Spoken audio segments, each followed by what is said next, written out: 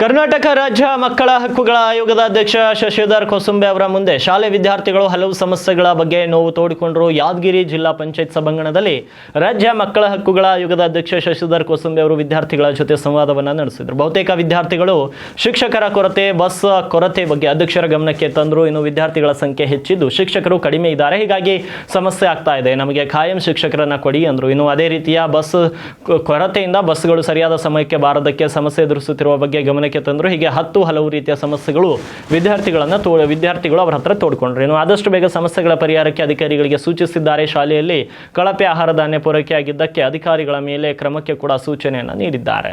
ಇವತ್ತಿನ ದಿವಸ ಉಚಿತ ಮತ್ತು ಕಡ್ಡಾಯ ಶಿಕ್ಷಣ ಹಕ್ಕು ಕಾಯ್ದೆ 2009ರ ಒಂದು ಪ್ರಗತಿ ಪರಿಶೀಲನೆ ಮಾಡಲಾಗಿದೆ.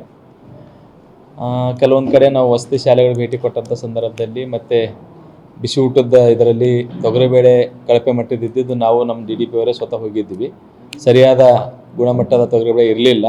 ಹೀಗಾಗಿ ನಾವು ಈಗಾಗಲೇ ಅವ್ರ ಮೇಲೆ ಕ್ರಮ ಮಾಡಿದ್ದೀವಿ ಅಂತಕ್ಕಂಥ ಮಾಹಿತಿ DDP ಅವರು ಕೊಟ್ಟರು. ಹೀಗಾಗಿ ನಾನು DDP ಮತ್ತು ಜಿಲ್ಲಾ ಬಿಸಿ ಊಟದ ಅಧಿಕಾರಿಗಳು ಸೂಚನೆ ಕೊಟ್ಟಿದ್ದೇನೆ.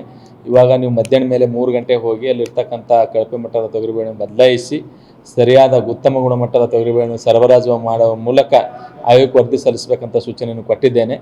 ಅದೇ ರೀತಿಯಾಗಿ ಮಕ್ಕಳಿಗೆ ಅವರಿಗೆ ಸಿಗಬೇಕಂತ ಶಿಕ್ಷಣದ ಜೊತೆಗೆ ಅನ್ನೋ ಒಂದು ವಿಶೇಷ ಅಭಿಯಾನದೊಂದಿಗೆ ಇಡೀ ರಾಜ್ಯಾದ್ಯಂತ ಎಲ್ಲ ಜಿಲ್ಲೆಗಳಲ್ಲಿ ಮಕ್ಕಳಿಗೆ ಸಂಬಂಧಪಟ್ಟಂತೆ ಅವರಿಗೆ ಅಹವಾಲು ಮತ್ತು ಸಂವಾದ ಮತ್ತು ಪ್ರಗತಿ ಪರಿಶೀಲನಾ ಸಭೆ, ಹೀಗೆ ಅವರಿಗೆ ಶಿಕ್ಷಕರಿಗೆ ತರಬೇತಿ ಕೊಡ್ತಕ್ಕಂಥ ಕೆಲಸ ಆಯೋಗ ಕಳೆದ 2 ವರ್ಷಗಳಿಂದ ಮಾಡ್ತಾ ಇದೆ. ಇವತ್ತಿನ ದಿವಸ ಕಳೆದ ವರ್ಷವೇ ಯಾದಗಿರಿಯಲ್ಲಿ ಮಾಡಿದ್ವಿ, ಈ ವರ್ಷವೂ ಮಾಡಿದ್ವಿ. ಅದೇ ರೀತಿಯಾಗಿ ಮಕ್ಕಳಿಗೆ ಅಲ್ಲಿರ್ತಕ್ಕಂಥ ಸಮಸ್ಯೆಗಳಿಗೆ ತಕ್ಷಣವಾಗಿ ಸ್ಪಂದಿಸೋ ರೀತಿಯಲ್ಲಿ ಅಧಿಕಾರಿಗಳಿಗೆ ಮಾರ್ಗದರ್ಶನ ಮಾಡ್ತಕ್ಕಂಥ ಕೆಲಸ ಆಯೋಗ ಮಾಡ್ತಾ ಇದೆ.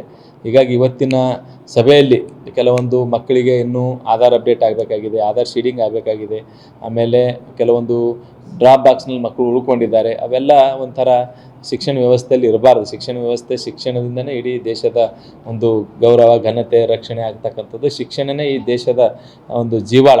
ಆ ಒಂದು ಹಿನ್ನೆಲೆಯಲ್ಲಿ ಕೆಲವೊಂದು ವಿಷಯಗಳು ಶಿಕ್ಷಣ ಇಲಾಖೆಯವರು ಅಧಿಕಾರಿಗಳು ಎಚ್ಚೆತ್ತುಕೊಂಡು ಸರಿಯಾದ ರೀತಿಯಲ್ಲಿ ಮಾಡಬೇಕು ಅಂತಕ್ಕಂಥ ಸೂಚನೆಯನ್ನು ಈಗಾಗಲೇ ಕೊಡಲಾಗಿದೆ.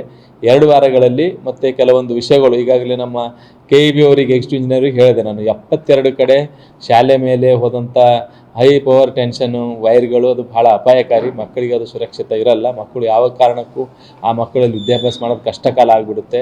ಆಮೇಲೆ 40 ಟ್ರಾನ್ಸ್ಫಾರ್ಮರ್ಗಳು ಇದ್ದಿದ್ದು ಸಹಿತ ಅದು ಸರಿಯಾದ ಕ್ರಮ ಅಲ್ಲ. ಇವತ್ತು ಎಕ್ಸಿಕ್ಯೂಟಿವ್ ಇಂಜಿನಿಯರ್ ಅವರಿಗೆ ಹೇಳಿದ್ದೇನೆ, ಕೂಡಲೇ ನಮ್ಮ DDP ಅವರಿಗೆ ಪತ್ರ ಮಾಡೋ ಮೂಲಕ ಅಲ್ಲಿರ್ತಕ್ಕಂಥ ವೈರ್ಗಳು, ಅಲ್ಲಿನ TCಗಳು ಬೇರೆ ಕಡೆ ಸ್ಥಳಾಂತರ ಮಾಡಬೇಕು. ಮಾಡಿ 1 ತಿಂಗಳಲ್ಲಿ ಸಂಕ್ರಾಂತಿ ಒಳಗಡೆ ನೀವು ವರದಿ ಆಯೋಗಕ್ಕೆ ಸಲ್ಲಿಸಬೇಕು. ಇಲ್ಲಾಂದರೆ ಆಯೋಗ ಸ್ವಯಂ ಪ್ರೇರಿತ ಪ್ರಕರಣ ದಾಖಲಿಸಿಕೊಳ್ಳುತ್ತೆ ಅಂತಕ್ಕಂಥ ಸೂಚನೆಯನ್ನು ಸಹಿತ ಕೊಟ್ಟಿದ್ದೇನೆ.